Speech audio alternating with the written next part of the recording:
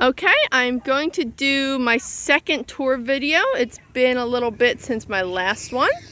I'm going to start with what's next to the fence here. We've got our clematis. So we did trim back the little things on here, the little bud things, these. And when they got trimmed back then. It's been about a week since they were trimmed, and we are seeing some new flowers, so that's pretty cool. I was out here getting basil because my basil was starting to bolt, which is just annoying. I don't want basil seeds, I want basil leaves. So something I was watching was saying that if you want your plant to be more bushy, you go to one of these two sections and you cut it right there and it will kind of bush out. So we'll see if that actually happens. My little guy's in here. Last time I did this video, this little leafy thing was about half the size. It's some kind of a squash. My kid is trying to knock over my basil. Please don't.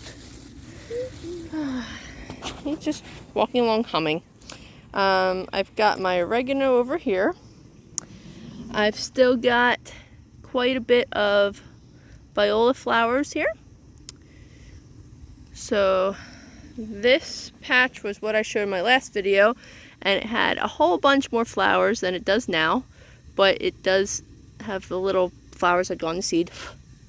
And I think that these actually last longer than for most people just because of the weed cover that keeps them kind of cool and moist in there.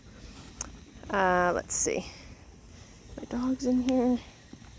So over here's the strawberry patch where I've got some more really pretty violas in here. Let's see if I can get that to focus in.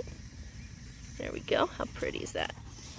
So this plant, well, maybe not this specific plant, but this bed of strawberries is 6 years old now. And I'm seeing a lot of deformed strawberries on it. So I'm wondering if there's some kind of deficiency or there's something wrong with this variety of plant. I don't know. So the way strawberries work is they have the main plant and then they make these runners.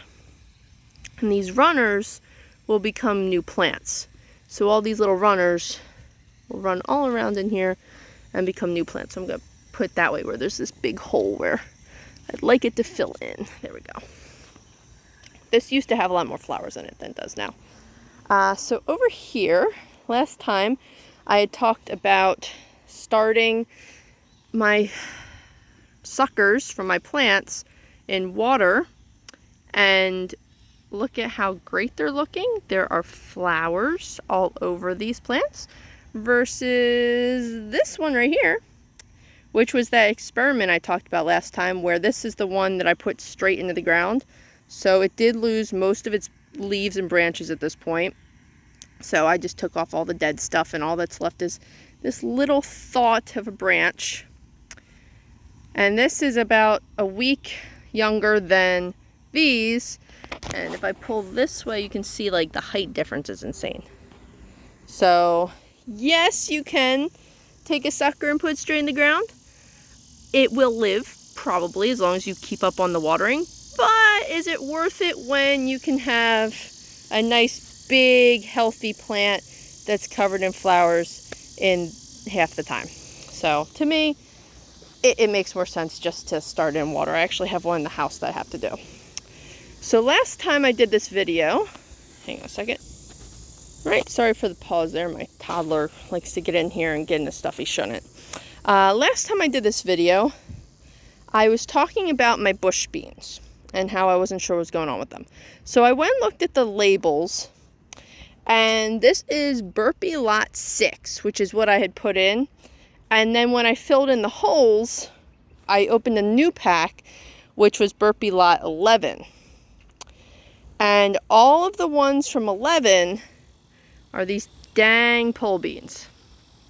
So I don't know what's going on with that because I checked the label and the label all said bush beans. I have no idea why there's pole beans in there, but this is without a doubt a pole bean. So if you see, this kind of sticks to my finger a little bit, like it has a pull to it versus the normal ones. I can run my hand up and down that and that's nice and smooth. This feels a little bit like Velcro. So I've got a bunch of that. Climbing up here. And even this section over here where I talked about my mystery tomatoes, which, by the way, have little flowers on them now, so they're actually starting to do something. This bed over here next to it has another one of these dang things, which I'm not happy to say. Because if you can see the size of this little spot I put in, I was not accounting for having a pole bean in there. That's just kind of irritating, honestly. Oh, here's something funny. So I tried to plant chamomile by my cucumbers, and it didn't take. But I have a volunteer one right here. So, you know, I've got my chamomile, just not where I put it. It is a companion plant for cucumbers, and I've always had better luck with cucumbers when there's chamomile near it, which is why I attempted to plant it, but it had better ideas. So, yeah, that sounds about right. All right, mystery tomatoes. And in between the mystery tomatoes are my peppers. And there are lots of green peppers all over this, which, of course, I can't see from this angle. Oh, wait, there's one. There's a little green pepper right there. So that's covered in green peppers, which is nice. There is, right here in the middle, a sunflower coming up, and next to it, and there's like a row of them. And here's one right here. And let me backtrack over here before I get too far, because, sorry again for pausing, my kids are a pain in the butt. So last time I talked about this bed here, I was saying that all of it was acorn squash. But I just was looking at this with my relative who was visiting yesterday. Let me see if I can find it. Right down in there. That is not an acorn squash. So at least one of the plants in this mess seems to be a butternut. And then I know for a fact that all of this mess here was acorn squash. So that should be a fun combination. So there's actually a itty bitty little bud right here. So we'll see where that goes. But I did give this stuff to climb on. So hopefully it will actually climb up a little bit and not cross the ground too much. Like I have one down here that's kind of escaping. Go back in here. Try one-handed. Encourage it to go back where it's meant to be, because I don't want it climbing on this poor pineapple, which is still going. I actually threw some Osmocote in there today to give it a boost and see how that's going. It's a yellowish green, but it's still alive. It's got some darker green spots, but it's still on my list to replant that, you know, eventually. My Romas, since last time, I actually got very ambitious, and I got down underneath, and look how beautifully empty it is underneath. So I actually went through and cleared out all the branches that were low to give this some aeration and like be able to breathe a little bit, because the branches that were down here were starting to get kind of like this and yellow and nasty, and it was not a happy thing to have all that. So now they have some airflow. That's the word I was looking for. Now they have some airflow, and they're very happy about that. And lots of tomatoes are growing on here.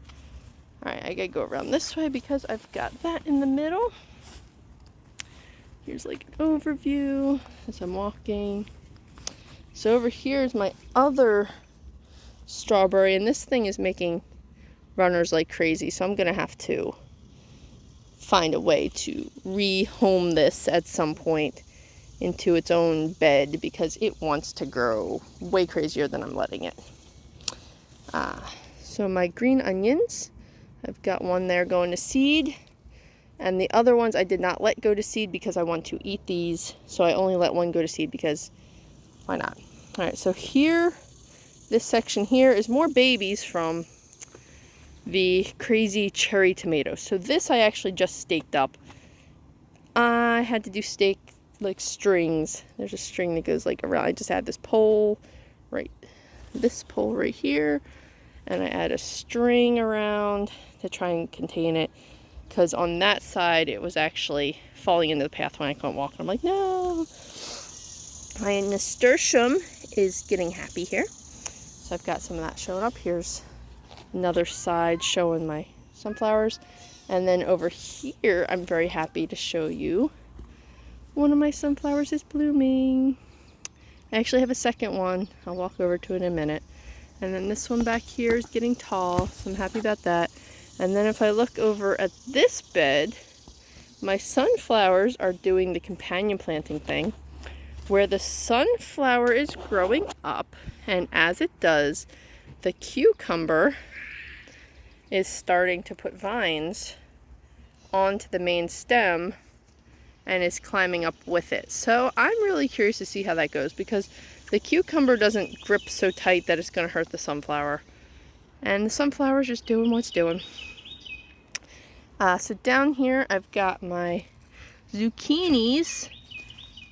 I did pick 2 really big ones today, which are in my kitchen now, but I've got some nice sized ones in here still. So there's one there. There's a second one right there. And over here are my cucumbers that are starting to get big. And I had one right here that I was looking for earlier to pick. There you are. So I want to pick this. Oh, it's still a little yellow.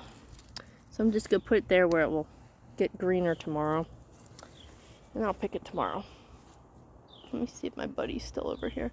So earlier, I was trying to get to these very hidden basil. I couldn't even see these basil because this tomato plant had completely like fallen over on top of it.